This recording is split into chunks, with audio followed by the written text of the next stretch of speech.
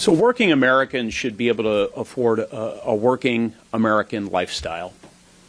For years, we've seen members of the middle class experience modestly increasing or even stagnant wages, and the cost of things that we all depend on, from housing to childcare, have been ticking upward.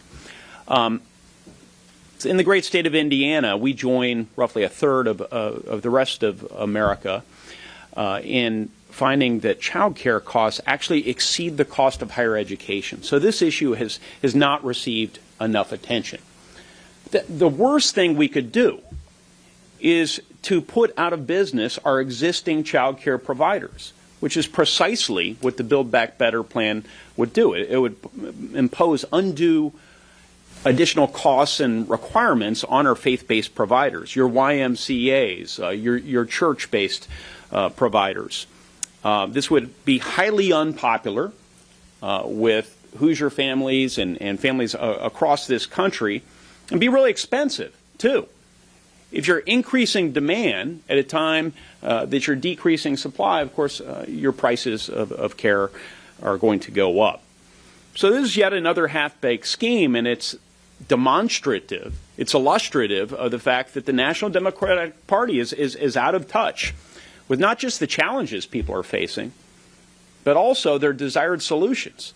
They like their local community-based providers. If they don't want to go to a faith-based provider, they'll find another provider. So we need smart solutions to be able to address this. Some of my colleagues have alluded to their ideas. I have my own ideas to certify child care providers, bring more workers into the child care field, which is the main driver of our child care costs.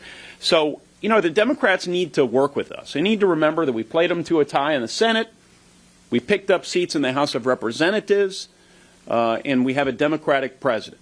Instead, they are focused on pressing forward with one piece of legislation to try and bundle together 30 years' worth of far-left priorities.